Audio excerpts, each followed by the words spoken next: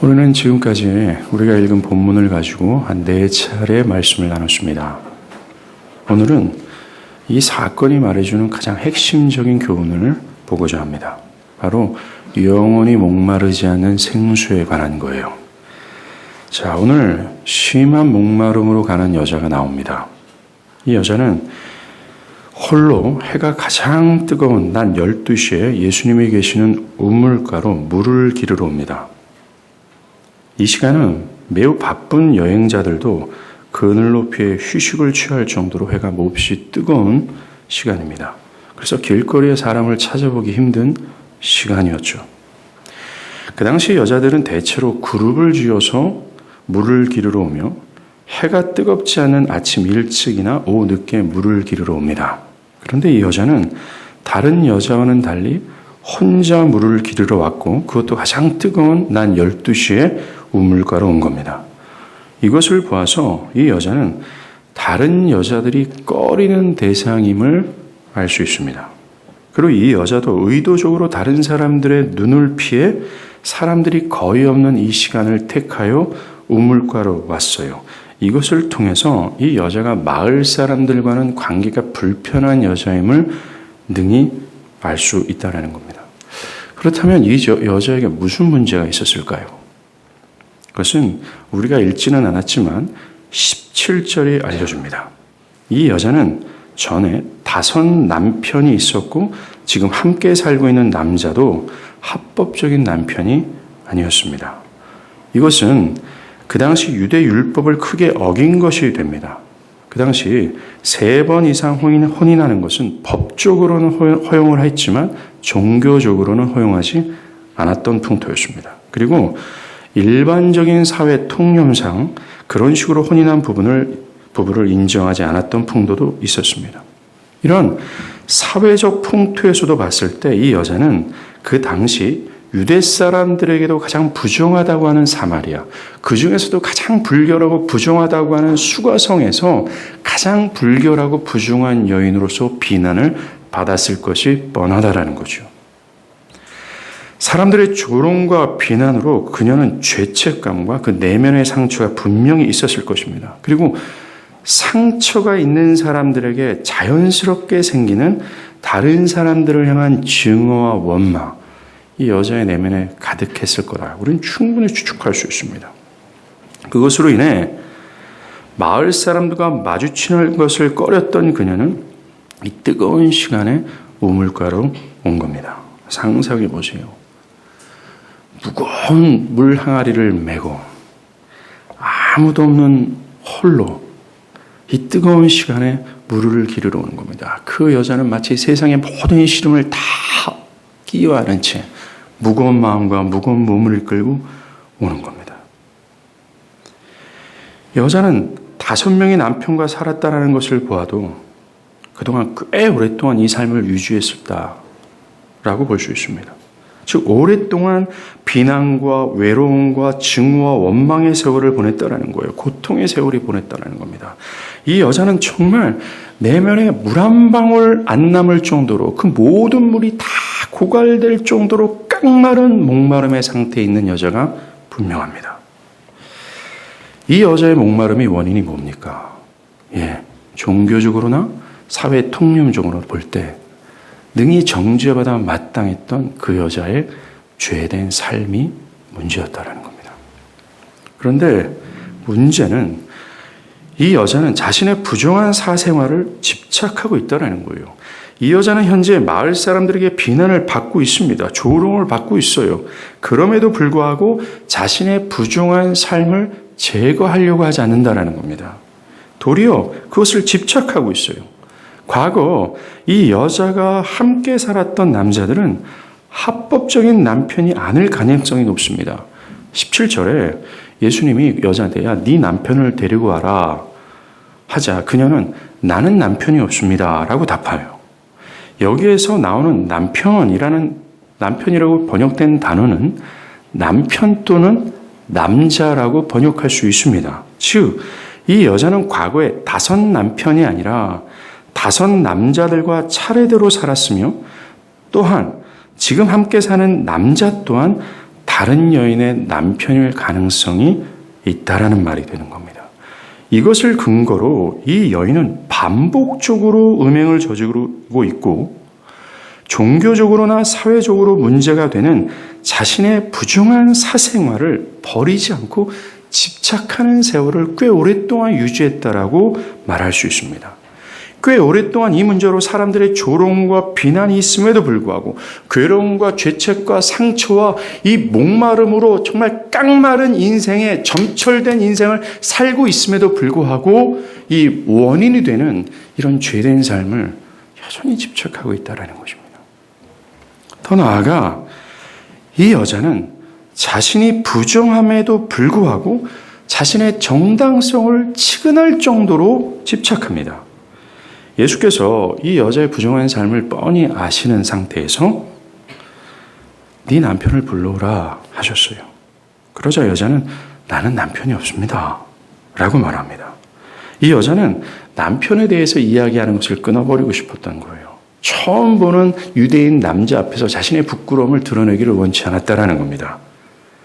그녀가 나는 남편이 없습니다 라고 말하는 것은요, 이 여자는 법적인 측면에서 어떤 남자와도 나는 혼인한 상태가 아니기에 나는 어떤 남자에게도 매여 있지 않는 상태라고 말하는 것입니다.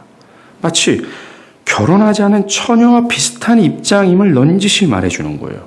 그래서 자신은 어떤 남자의 아내로 선택될 수 있다고 말하는 겁니다. 마치 처녀처럼 자기가 자격이 있는 여자입니다 라고 말하는 것과 같은 것이죠. 이 여자는 자신의 부정함을 드러내지 않고 아주 은근슬쩍 자신의 부정을 얼버무리면서 자신의 존엄성을 주장하고 싶었던 거예요. 나름대로 자신의 외적인 존엄성을 치근하리만큼 매달리고 있는 겁니다. 아마도 사람들이 이 여자를 더욱 비난하고 조롱했던 원인이 이것이 아닐까 생각합니다. 왜요? 자신의 부정함이 드러났음에도 불구하고 그 부정함을 인정하지 않고 자신의 존엄성을 강조하는 사람들은 더욱 비난하기 때문에 그렇습니다. 이 여자가 아무리 자신의 부정한 사생활에 집착해도 5명의 남자를 부여잡고 그것을 뭔가 의존하는 생활을 지속해도 그녀의 삶에는 기쁨과 만족이 없습니다. 외로움만 더해갈 뿐입니다. 심지어 자신의 부정한 삶을 더 집착하면 집착할수록 이 여자에게 찾아오는 것은 사람들의 조롱과 비난이에요. 거기에 쌓이는 증오와 원망은 점진적으로 증가할 수밖에 없다는 겁니다. 그리고 부정함 속에서도 자신의 최소한의 존엄성을 주장하려고 했던 것. 내가 아무리 다섯 남자를 거느리고 살았다 할지라도 동네 사람들이 나를 조롱하는 부정한 여자라고 그렇게 말한다 할지라도 나는 어느 정도의 의로움이 있다라고 주장하는 이 여자. 이 여자의 실상은 부끄러움이었어요. 사랑하는 여러분, 이 여자가 무거운 빈 그릇을 들고 홀로 우물가로 그 낮 12시에 올 때 어떠한 심정이었을까요? 밖으로 나가기 싫어했습니다. 뭔가 마을 사람들이 나와 마주치면 어떡할까라는 불안과 염려 가운데 아주 몰래 우물가로 갈 수밖에 없었어요. 아무리 그 여자가 자신의 정당성을 주장한다 해도 그 삶은 부끄러움이었습니다. 그 자신도 부끄러운 인생이라는 사실을 인지하고 있었다는 거예요. 이렇게 다른 사람들과 마주치기 싫을 정도의 부끄럽고 무거운 삶을 살아가고 있음에도 불구하고 그 여자는 마을 사람들이 있는 집 밖에 나올 수밖에 없었어요. 우물가로 갈 수밖에 없었습니다. 왜요? 목말랐기 때문에 그렇습니다.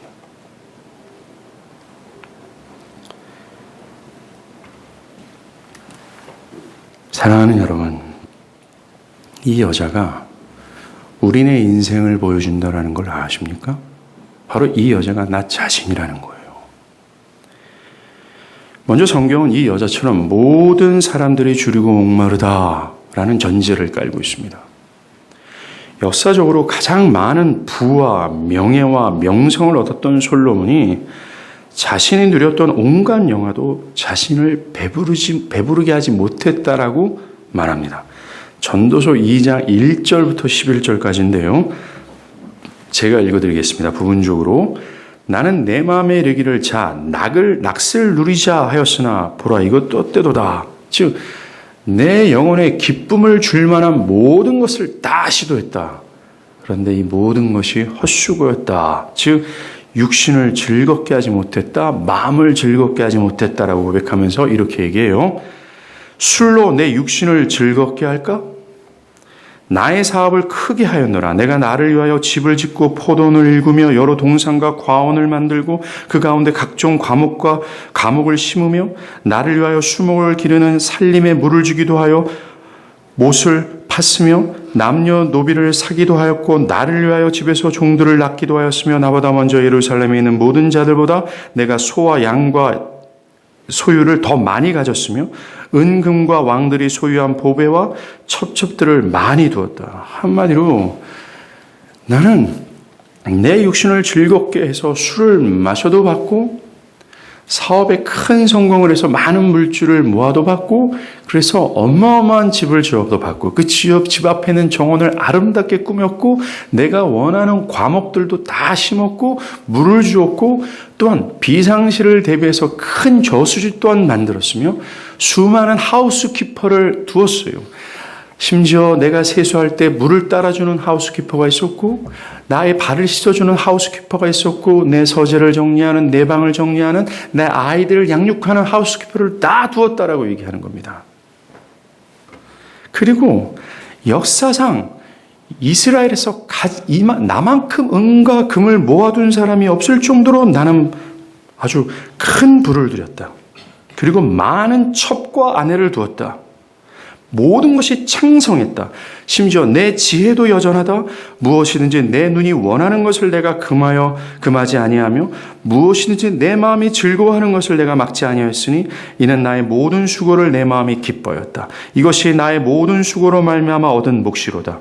그 후에 내가 생각해 본즉 내 손으로 한 모든 일과 내가 수고한 모든 것이 다 헛되어 바람을 잡는 것이며 해 아래서 무익한 것이다. 해볼 것 내가 다 해봤는데 내 내면의 목마름을 채우지 못했다. 이 답을 솔로몬이 인생 말기에 얻은 거예요. 사랑하는 여러분들은 여러분들의 수고와 지혜로 솔로몬이 얻은 모든 부와 명성과 권력을 얻을 수 있습니다. 예, 충분히 얻을 수 있습니다. 여러분들이 지금 이 시간에도 갈망하고 염려하는 그 어떤 것을 여러분들의 힘과 지혜로는 능히 몫으로 얻을 수 있다는 것을 솔로몬이 얘기합니다. 그러나 솔로몬이 채워보고자 했던 이 목마름 하나는 절대로 해결할 수 없다는 사실을 솔로몬이 얘기해요. 이 솔로몬은 전도서 1장에서 사람은 그 무엇으로도 자신의 목마름을 해결할 수 없다라고 언급합니다. 볼까요? 모든 강물은 다 바다로 흐르되 바다를 채우지 못하며 강물은 어느 곳으로 흐르든지 그리로 연하여 흐르느니라. 모든 만물이 피곤한 것을 사람이 말로 다 할 수 없나니 눈은 보아도 족함이 없고 귀는 들어도 가득 차지 아니하도다. 모든 세상의 강물이 바다로 다 흘러갑니다. 그러나 그 바다를 채울 수 없다라고 얘기해요. 그런 것처럼 사람의 육체와 내면은 무엇으로도 만족할 수 없다라고 얘기하는 거예요. 그 사람의 내면에 있는 목마름을 사람의 수고와 사람들이 추구하는 돈과 명예와 여자와 세상의 재미와 쾌락으로는 절대로 채울 수 없다라고 이 솔로몬은 말하고 있다는 거예요. 우리가 굳이 성경을 말하지 않아도요. 우리가 살고 있는 세상의 상태를 봐도 알 수 있습니다. 사람들은 자신의 목마름을 해결해 보고자 싶어하며 수고하고 있어요. 오늘 수고해서 여자처럼 밖으로 나가고 싶지 않지만 밖으로 나가서 이 목마름을 해결할 수밖에 없는 것처럼 사람들의 눈치를 살피면서 우물가로 가는 것처럼 사람들은 아침 일찍부터 자신들의 목마름을 해결해 보고자 수고의 떡을 구하러 나갑니다. 은과 금으로 높은 학위와 더 많은 재물로 아니면 이 여자처럼 육체의 쾌락으로 해결해 보고자 하지만 여전히 공허해요. 만족하지 못합니다. 도리어 그것을 얻고자 하는 수고로 지쳐 있습니다. 이사야서 55장 2절에 너희가 어찌하여 양식이 아닌 것을 위하여 은을 달아주며 배부르게 하지 못할 것을 위하여 수고한다. 지금 하나님은 모든 인생들을 향해서 아침 일찍부터 일어나 출근하기 싫어 죽겠는데 힘들어 죽겠는데 어찌할 수 없이 이 여자처럼 무거운 마음과 육체를 이끌고 내 삶의 목마름을 해결하고자 수고하는 이들을 향해서 얘기하는 거예요. 그 너희의 모든 수고가 헛된 거야. 너의 모든 수고를 통해서는 너의 근본적인 목마름을 해결할 수가 없어. 라고 말해주는 거예요. 그러면서 주님은 그 답을 해줍니다. 내게 들을지어다. 그리하면 너희가 좋은 것들을 먹을 것이며 너희 자신들이 기름진 것으로 즐거움을 얻으리라 라고 얘기해요. 즉 하나님 자신으로 말미암아 좋은 것들을 먹고 기름진 것으로 즐거움을 얻을 것이다 라 말씀하시는 거예요. 목마름이 해결될 거라고 주님 말씀하시는 겁니다. 뭐요? 하나님으로부터 주어지는 것들, 하나님으로부터 나오는 것들을 통해서만 지금 수고하고 있는 그 목마름을 스스로 해결할 수 없는 가장 근본적인 목마름을 해결할 수 있다라고 얘기합니다. 이 목마름은 자연적인 물을 마시지 못해 생긴 목마름이 아닙니다.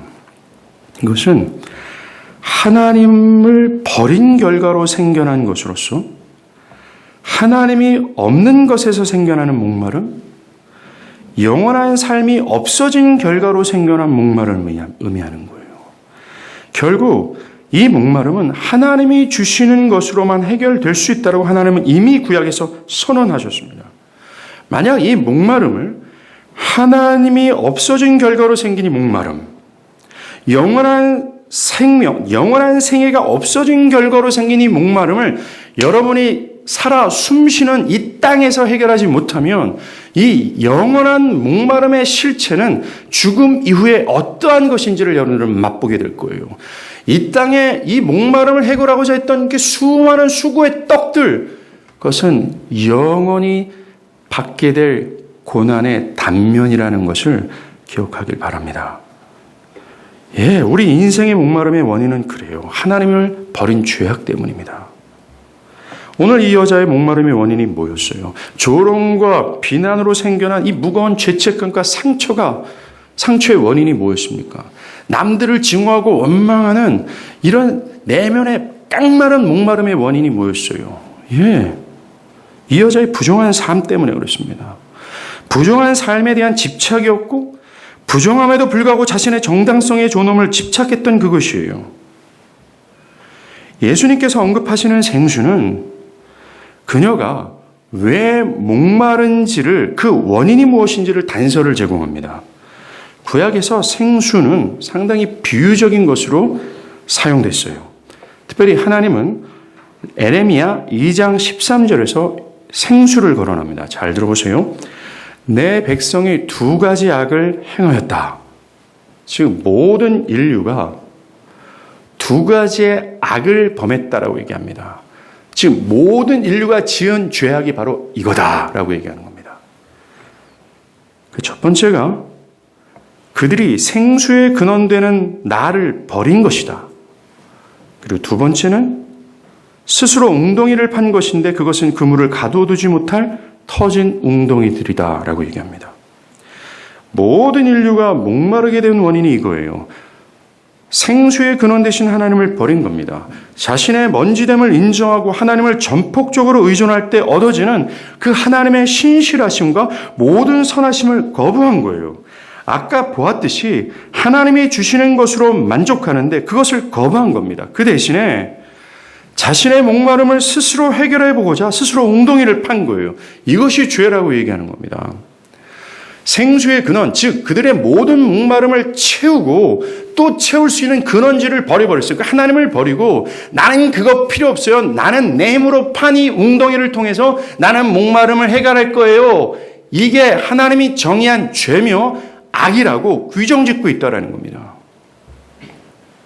사람들은 자신의 힘으로 돈, 높은 학위, 뛰어난 미모, 술, 마약, 세상재미, 쾌락, 번영 등등의 웅덩이를 판 거예요.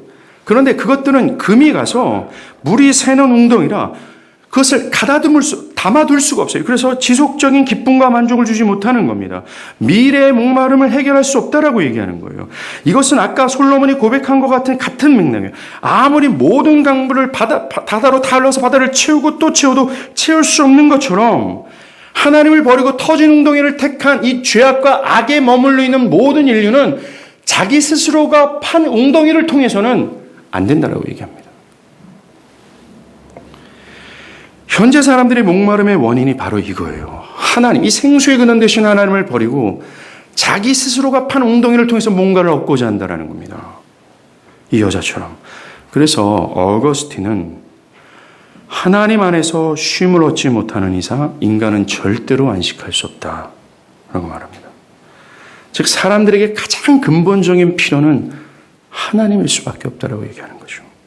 그럼에도 사람들은 이 불쌍한 여자처럼 현재 상태의 부정함을 지속해서 집착하고 있어요. 지속해서 하나님을 버리고 자기가 판 웅덩이를 통해서 무엇인가를 얻고자 수고하고 또 수고한다는 겁니다. 그들의 내면에는 정말 하나님이 필요한데 여전히 다른 것을 구하고 있어요. 여전히 터진 웅덩이를, 골프를 집어넣고 술을, 돈을, 마약을, 자녀 교육을, 여전히 터진 웅덩이에 기대를 걸고 있다는 겁니다. 제가 삶의 어떤 여가를 즐기는 것, 또 삶에서 여러분들이 나름대로 계획을 설정해서 그것을 성취해가는 것이 부정하다고 얘기하는 것이 아니에요. 그 모든 것들이 그리스도의 공로 안에서 주어져야 되는데, 즉 이것이 하나님께로부터 말미암았다는 사실을 인지하고 감사를 누리며 이것이 우선이 아니라 하나님이 우선이며 이것은 차선에 불과하다는 인지 가운데 여가를 즐기고 무엇인가를 성취해 나가야 되는데, 제가 문제를 제기하는 이것은 바로 이거예요. 하나님을 제껴둔다는 겁니다.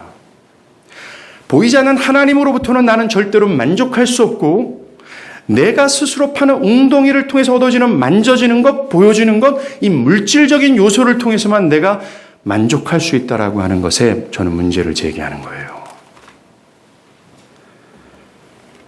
여전히 사람들은 나의 견해와 삶의 계획이라는 이 터진 웅덩이를 포기하지 않습니다. 그것을 집착하느냐? 하나님이 주시는 것을, 하나님께서 주실 것을 찾지 않아요. 이 여자를 보세요. 그 여자의 목마름은 그녀의 부도덕한 삶 때문이었습니다. 그럼에도 불구하고 그녀는 오랫동안 그것 때문에 지금 마음이 괴롭고 삶이 괴로운데 그럼에도 불구하고 오랫동안 그것을 버리지 않습니다. 더 붙잡고 살아가는 거예요. 이것이 지금 살아가는 모든 사람들의 문제라는 겁니다. 사람들은 자기에게 목마름을 가져다 주는 것을 제거하지 않고, 즉 생수의 근원 되신 하나님을 버린 것을 회개하고 이 터진 웅덩이를 하나님께 내어 맡기며 오직 하나님으로부터 오는 그것을 마셔서 무엇인가를 해결하고자 하는 이 죄악된 이것을 이렇게 가는 것이 아니라 여전히 하나님을 제껴버리고 터진 웅덩이를 택하는 이 죄악을 여전히 품고 있어요. 이 여자처럼. 그 결과 목마른 겁니다. 로마서 3장에 바울이 이런 얘기를 해요. 의인은 없나니 하나도 없다. 깨닫는 자도 없다. 이걸 전제합니다. 그러면서 하나님을 찾는 자도 없다. 다 치우쳐 함께 무익하게 되고 선을 행하는 자가 없다. 하나도 없다라고 얘기해요. 성경은 인간이 스스로 하나님을 찾는 자가 없다라고 얘기합니다. 모두가 다 치우쳐 하나님이 아닌 터진 웅덩이들, 그 무익한 것을 향하고만 있다라고 얘기하는 겁니다. 이것이 성경에서 말하는 죄예요. 이 죄를 해결하고 죄를 제거하지 않는 이상 여러분들은 끝도 없는 목마름으로 살아갈 수밖에 없으며 영원히 그렇게 살아갈 수밖에 없다는 겁니다. 참으로 사람들은 이 죄를 고집스럽게 집착하고 있어요. 문제는 여전히 목마름에도 불구하고 이거를 제거할 생각 자체를 안 한다는 겁니다. 이 예배를 마치고 교회를 떠남에도 불구하고 이 예배를 드리고 이런 말씀을 들었음에도 불구하고 교회 밖에 나가면 다시 생수의 근원 되신 하나님을 찾는 것이 아니라 터진 웅덩이를 찾고 그 안에서 무엇인가 해결함을 얻고자 바둥바둥거리며 살아가는 거예요. 여자도 남자도 심지어 여러분들이 했던 결혼도 우리에게 더 큰 목마름을 주지 절대로 해결함을 주지 못한다는 거예요. 하나님 없는 것으로 말미암아 생겨난 목마름, 영원한 생명을 잃어버린 결과로 생겨난 이 목마름을 해결할 수 없다는 거예요. 도리어 사람들은요, 이 불쌍한 여자처럼 자신이 그 생수의 근원 되신 하나님을 버렸어요. 그리고 여전히 터진 웅덩이를 막 집착하는 이 부정한 삶을 살고 있음에도 불구하고 자신의 정당성을 치근할 정도로 의지하고 집착하고 있다는 거예요. 여전히 그 삶은 만족하지 못하는 삶을 살고 있습니다. 무엇을 성취하고 무엇을 완성하고 무엇을 이룩하고 내가 원하는 자리에 올라간다 할지라도 만족과 기쁨이 금세 싹 가시는데 단 2천만 원짜리 자동차 사도요 한 달 동안은 미쳐 죽을 정도로 기뻐합니다. 한 달만 지나가면 싹 가시죠. 아니요. 일주일 지나고 옆에서 문콕 하나 당하면 그 차를 보면 정념이가 떨어지잖아요. 이 실패를 연속해서 평생토록 오랫동안 하고 있음에도 불구하고 이 여자처럼 사람들은 터진 웅덩이를 집착하는 거예요. 그렇게 부정한 삶이 있음에도 불구하고 사람들은 자신의 정당성을 자꾸만 주장합니다. 하나님을 찾지 않으면서도 아무런 문제가 없다라고 생각하는 거예요. 내가 이렇게 먹고 살게 바둥바둥 되는데 내가 왜 부정합니까? 먹고 사는 것 때문에 하나님 믿지 못하는 것이 뭔 잘못입니까? 내가 이렇게 열심히 사는데.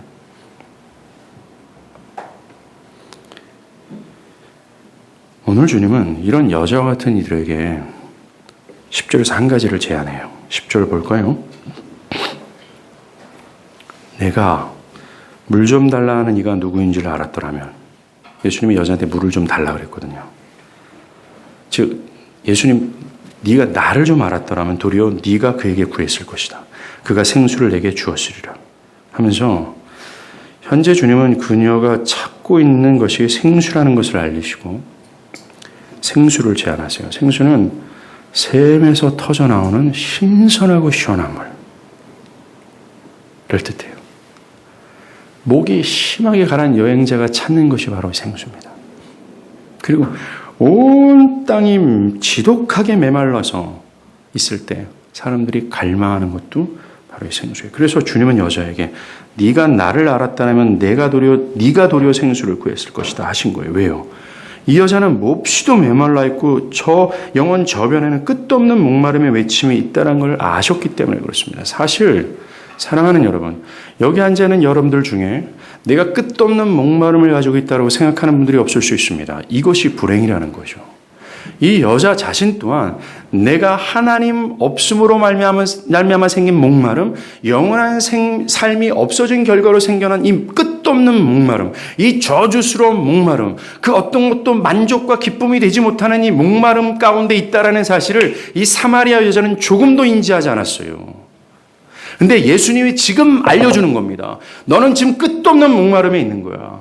사랑하는 여러분, 죄가 줬던 저주가 바로 이거예요. 하나님 없이도 목마름을 느끼지 못하는 겁니다. 내가 끝도 없는 불만족과 어떤 기쁨이 없다라는 사실을 느끼지 못하고 깨닫지 못하는 것이 죄가 줬던 저주예요. 그러니까 생수의 근원 대신 하나님을 안 찾는 겁니다. 그게 무서운 저주라는 거예요. 그런데 주님은 그 여자한테 알려주는 거예요. 야, 네가 지금 끝도 없는 내 내면의 깡마른 그 목마름이 너한테 있어. 그래서 너한테 필요한 게 바로 생수야. 라고 주님이 말씀하시는 거예요. 그래서 이 여자에게 너는 너의 부정한 삶을 좀 해결하고 너의 영혼을 시원케 할 수 있는 분이 있다면 그 문제를 해결하려고 먼저 요청했을 거야. 여러분들, 주님의 이 제안이 이 여자에겐 굉장히 중요한 게 틀림없어요. 주님이 여자를 찾아오기 위해서 지불한 대가를 생각하면 이거 굉장히 중요한 제안이라는 걸 알 수 있습니다. 주님은 이 부정한 여자 한 명을 만나기 위해서요. 그 당시 유대 땅에서 인기 절정, 확장되어가는 사역 모두를 다 포기하고 사마리아 땅으로 왔습니다. 특별히 유대인들이 부정하다고 생각하는 사마리아, 경건한 유대인들이 사마리아 땅을 밟으면 내가 부정해진다 할 정도의 불교로 부정한 땅에 오신 거예요. 그리고 그 당시 예수를 적대시했던 사람들에게 충분한 시비거리를 제공한 거나 마찬가지입니다. 야, 저 인간이 거룩한 선생이 아니야. 저 인간 사마리아 땅을 밟았단 말이야. 자기에게 조금도 득이 되지 않는, 도리어 손해가 되는 짓을, 그 명성과 인기를 다 내려놓고 찾아온 거예요. 그리고 사마리아에서 가장 불결하다고 하는 이 수가성에 있는 거기서 가장 불결하고 부정한 여자 한 명 찾아오려고 그 모든 것을 대가를 지불하면서 온 거예요. 그리고 이 대가가, 이렇게 주님이 오신 그 목적이 이제야 드러나는 겁니다. 뭐예요? 네가 필요한 게 생수인데 나는 너한테 생수를 주고 싶어. 요 제안하러 오신 거예요.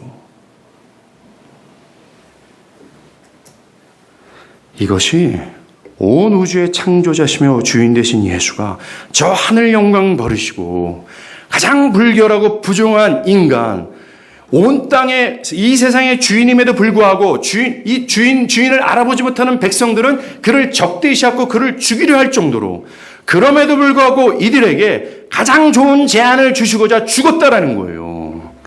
주님이 그렇게 모든 영광을 버리시면서 엄청난 대가를 지불하면서까지 우리에게 제안하고 또 제안했던 게 뭔지 알아요? 생수예요. 요 생수 필요하다고 말씀하시는 겁니다. 저와 여러분에게 생수 주시고자. 그런데 주님이 이게 굉장히 중요한 제안을 했지 않습니까? 여자한테. 근데 여자는 자기의 견해로 이걸 거절합니다. 11절에 주여 물기를 그릇도 없고 이 우물은 깊은데 어디서 당신이 그 생수를 얻겠습니까? 라고 옹수해요. 그녀는 유물이 깊잖아요. 물을 기를 도구도 없는데 어떻게 당신이 생수 주겠습니까? 그럼 불가능합니다라고 답한 겁니다. 이 여자가 이렇게 응수한 이유는요, 예수께서 주시는 생수를 영적이면서도 영원한 물로 인식하지 않고 지금의 목마름을 잠시 해결해 줄 이 물리적인 물로 이해했기 때문입니다. 물리적인 또한 이 여자는 그것을 물리적인 힘으로 얻을 수 있다라고 여겼어요. 사람들은 이 여자처럼요, 자신의 목마름을 해결할 생수는 손으로 만져주고 볼 수 있는 물리적인 것으로만 이해합니다. 솔로몬이 언급한 것처럼 돈, 술, 여자, 웅장한 건축과 나를 과시할 수 있는 여러 업적 등등으로 이 생수를 이해하고 있는 거예요. 나는 그것으로 나는 충분함을 느낄 수 있어. 그래 나한테 그걸 좀 주시오라고 얘기합니다. 그리고 이것을 그들의 물리적인 노력으로 이 목마름을 해결할 수 있다라고 보는 겁니다. 지금 여자는 뭐예요? 물리적인 힘으로 주님은 본인이 주시고자 했는데 이 여자는 물그릇으로 이걸 퍼야 된다. 지 물리적인 힘과 지혜로 이것을 해결해야 된다고 생각을 하는 겁니다. 그래서 이 여자는 이것을 거절한 거예요. 사람들도 기독교 복음이 계속해서 영원하면서도 영적인 생수를 계속해서 말하는데 이것에 대한 관심은 없고 이 여자처럼 잠시의 목마름을 해결할 그 어떤 것만을 원합니다. 하나님 나한테 돈 좀 주세요. 나한테 요 사업의 문 좀 열어주세요. 나한테 요 질병만 치료해 주세요. 마치 하나님이 도깨비 방망이처럼 자기가 휘두르면 능히 그 나한테 필요한 그 어떤 것을 능히 제공할 수 있는 식으로 기독교 신앙을 이해하는 거예요. 그리고 자신에게 필요한 것은 영적이면서도 영원한 생수가 아니라 주님이 주시는 그것이 아니라 나한테 필요한 것은 물리적인 거예요. 또 그것은 능히 물리적인 힘과 지혜로 얻을 수 있다고 생각을 하는 겁니다. 그러니까 그런 견해를 가지고 있는 사람들은 이 여자처럼 거절해요. 주님이 엄청난 대가를 지불하면서 우리에게 주고자 하는 그 생수를 거절하는 겁니다. 그리고 이 여자는요, 자신의 목마름을 해결할 물을 주님이 줄 필요가 없다라고 여기고 있습니다. 왜요? 12절을 보세요.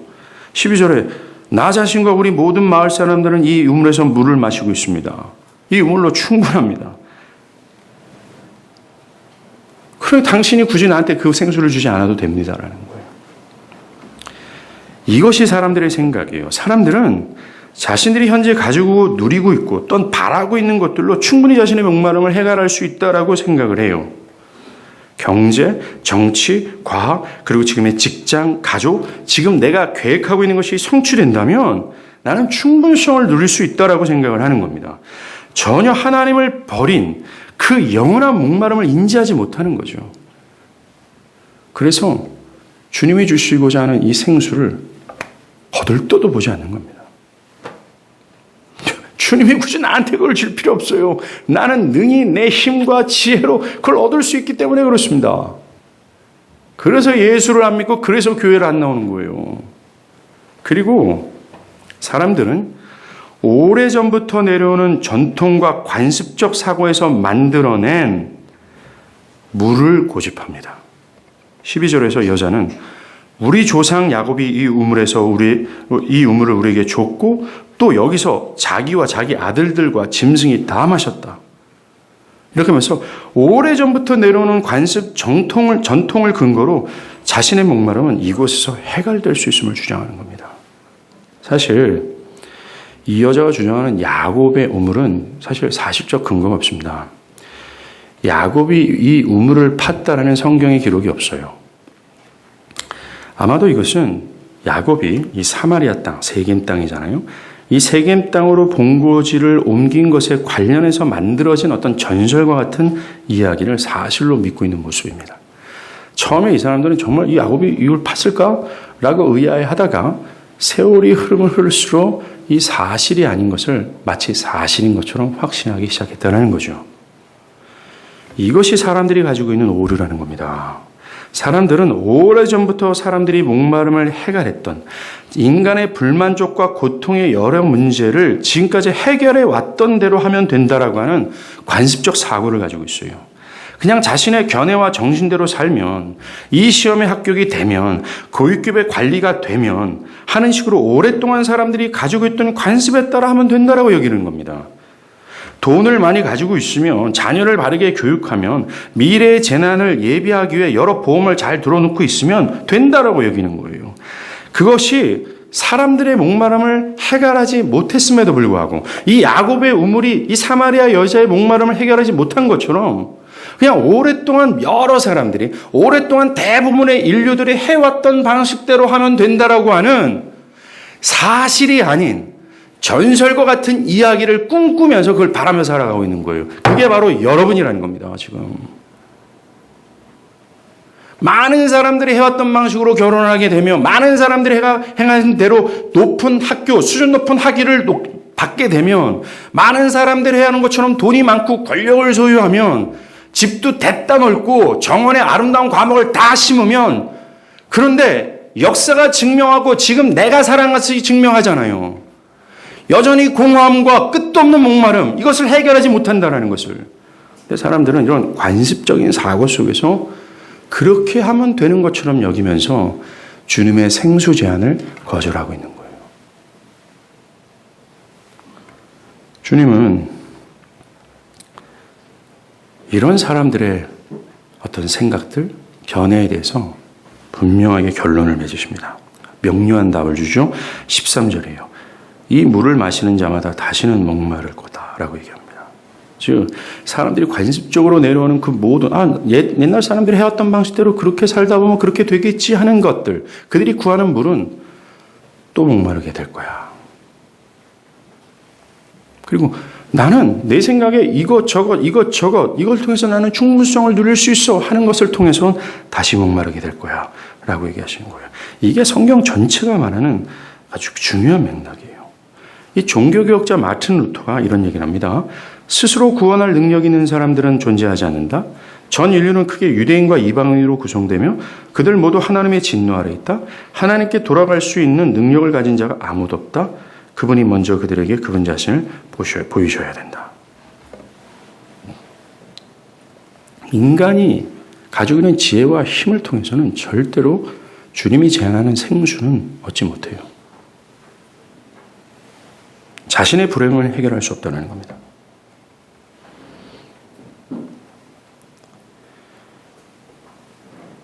이렇게 말씀하신 예수님은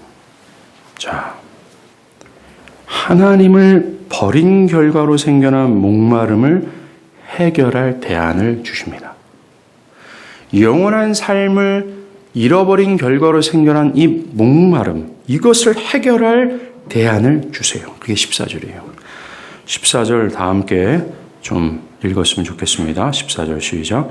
내가 주는 물을 마시는 자는 영원히 목마르지 아니하리니 내가 주는 물은 그 속에서 영생하도록 솟아나는 샘물이 되리라. 먼저 이 물은요, 모든 인류가 단 한 번도 접해보지 못한 물입니다. 왜냐하면 사람들이 자신들의 목마름을 해결해보고자 추구했던 모든 것들은 하나님 없이 생겨난 목마름을 해결할 수 없었어요. 영원한 삶에 대한 목마름을 해결하지 못했다는 겁니다. 그런데 이 물은 유일무이하게도 영원히 목마르게 하지 않는 물이라고 얘기합니다.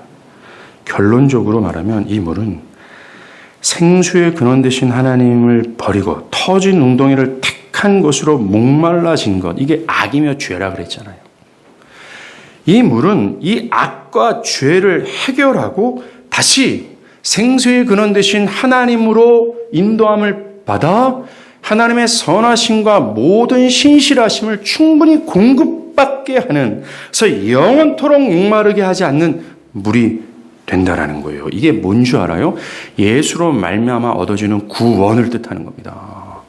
이게 오늘 설교의 결론이에요.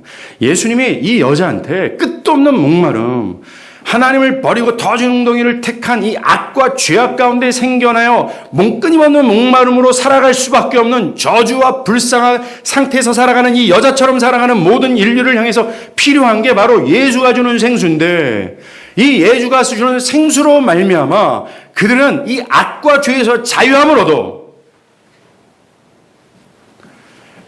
첫 인간이 누렸던 하나님의 그 신실하심과 선하심, 그분이 주시는 모든 복락을 누리며 영원토록 목마르지 않는 삶으로 돌아가는 거예요. 이게 구원이라고 얘기하는 겁니다. 주님은 이렇게 말씀하실 때 14절에서 주님 자신이 이걸 주는 거야 라는 걸 강조해요.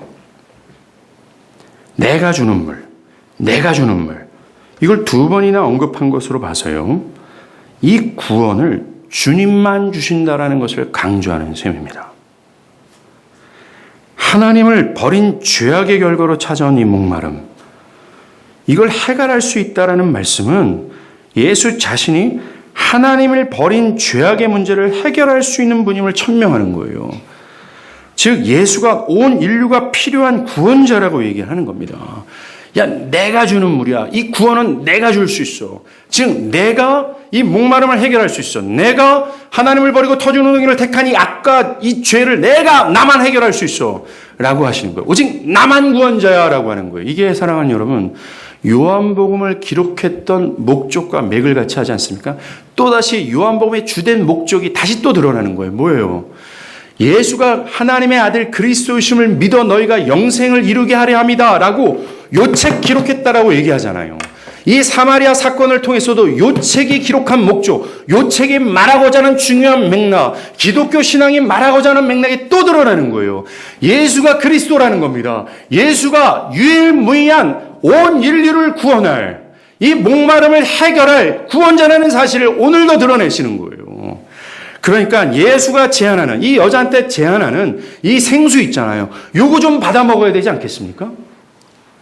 여러분들의 견해로 정말 사실도 아닌데 그게 분명히 거짓이라는 사실을 역사를 통해서 또 드러났는데, 전설 같은 얘기를 그냥 관습적으로 그냥 그렇게 해야겠지라고 하는 이런 견해로 예수를 좀 거부하지 말라는 거예요. 여러분들이 지금 그런 터진 웅덩이를 통해선 안 되는 거를 성경에서 얘기하고 역사가 얘기하는데 요거 택하지 말고 예수가 주려고 하는 생수를 좀 가지라는 거예요. 구원 좀 받으라는 얘기입니다.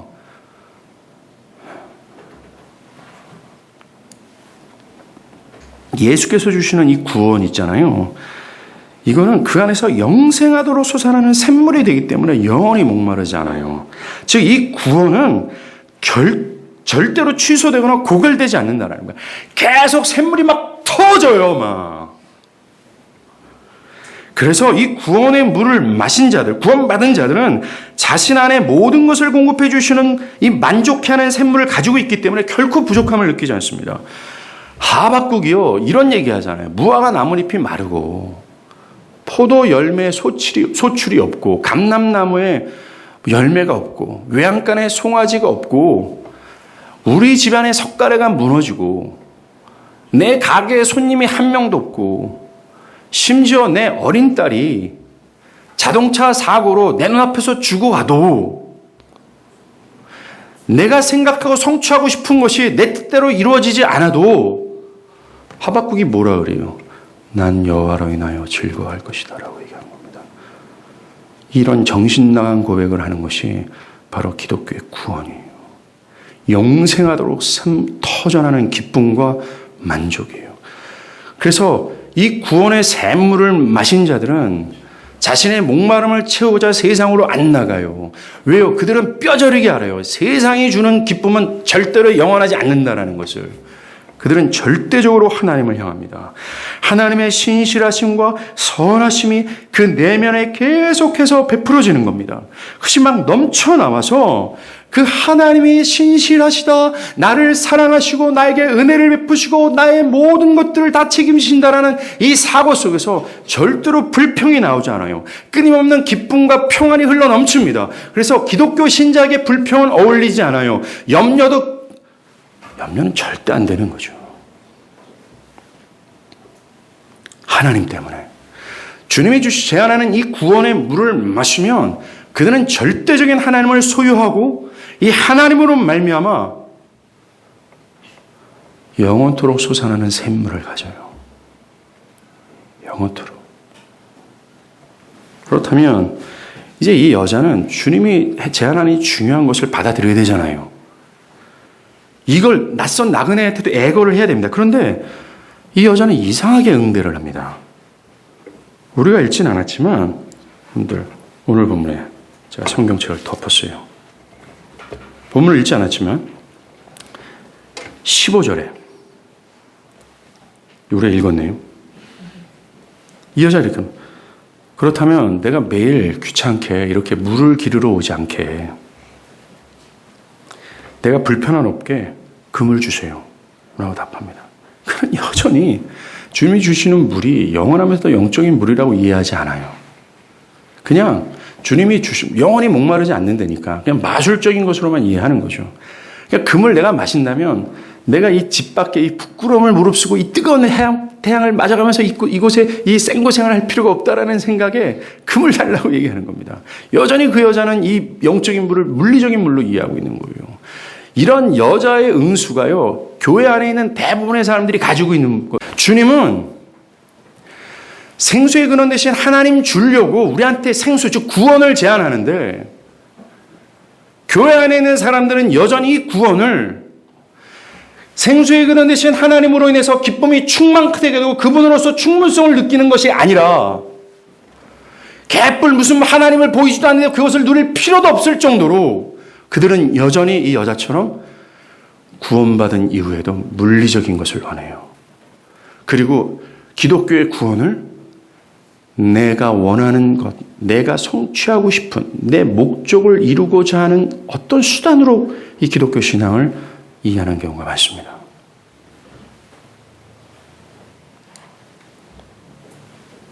사랑하는 여러분, 아까도 말한 것처럼 우리는 주님의 제안을 받아들일 수 있어야 돼요. 그런데 주님은 마태복음 5장에서 내가 생수야, 내가 너한테 생수 줄 수 있어 라고 말할 때 어떤 종류의 사람들만 주님의 생수 제안을 받아들인다라고 얘기합니다. 누굴까요? 의에 주리고 목마른 자들이라고 얘기해요. 즉 내가 하나님 없는 자로서 끝도 없는 목마름을 가지고 있다는 것을 인지한 자들, 내가 하나님을 잃어버리고 그 영원한 생명이 아닌 영원한 형벌 가운데 떨어질 처지라는 사실을 깨닫고 절망하고 두려워하고 슬퍼하는 자들만이 너한테 생수 줄 거야 하는 것을 받아들인다고 얘기하는 거예요. 왜 우리가 교회를 다니고 있으면서도 교회를 다니지 않는 이유 또한 그 이유가 뭔지 아십니까? 바로 내가 의에 주르고 목말라 있다라는 것을 모르기 때문에 그래요.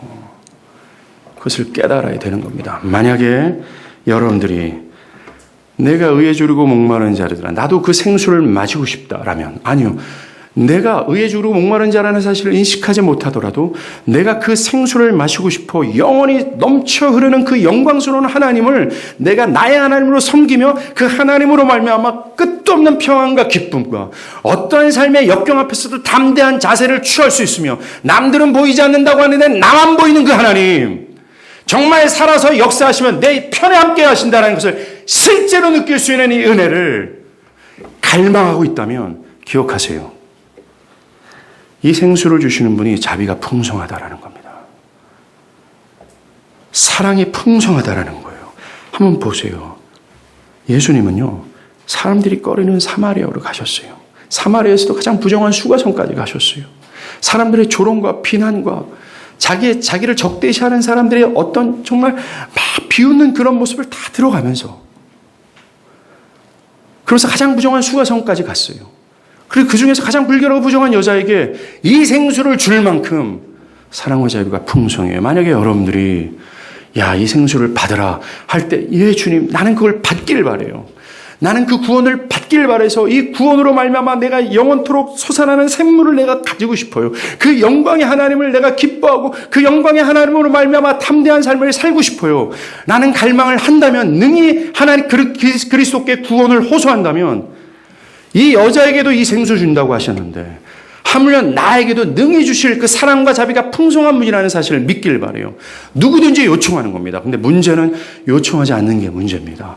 믿으라고 심지어 오호라 너희 목마른 사람들아 다 내게로 와라 라고 하는데 지금 하나님은 불특정 다수에게 모두를 다 초대하고 있는데 다 너한테 줄 수 있는 물을 내가 소유하고 있는데 안 오는 거예요. 안 믿는 겁니다. 심지어 돈 없는 자도 와라. 와서 사막대 돈 없이 값없이 와서 포도주와 젖을 사라고 얘기해요. 이 구원을 받기 위해서 너희들이 바른 도덕적 삶을 살아야 된다 말도 안 했어요. 이 구원 받기 위해서 맨날 11조 갖다 바쳐라 말도 안 했어요. 이 구원 받기 위해서는 지금의 삶을 정말 바르게 살아가라라고 말도 안 했어요. 오직 하나입니다. 나한테 와서 내가 주는 물 마셔라. 즉 그리스도의 십자가의 공로를 믿고 회개해라. 그러면 너 생수 마실 수 있다. 구원 받을 수 있고 영생하도록 넘쳐나는 샘물을 가질 수 있다. 만약에 여러분들이 그 구원을 받는다면 여러분들은 이 넘쳐나는 생수로 말미암아 세상을 뒤로하게 될 거예요. 세상의 영광과 화려함이 배설물처럼 보이게 될 거예요. 그래서 그 자연스럽게 그걸 뒤로하고 가장 영광이 되는 하나님을 섬기는 기쁨을 누리게 될 겁니다. 영원히 목마르지 않는 샘물, 생수 마시는 여러분들 되기를 진짜 바랍니다. 기도하겠습니다.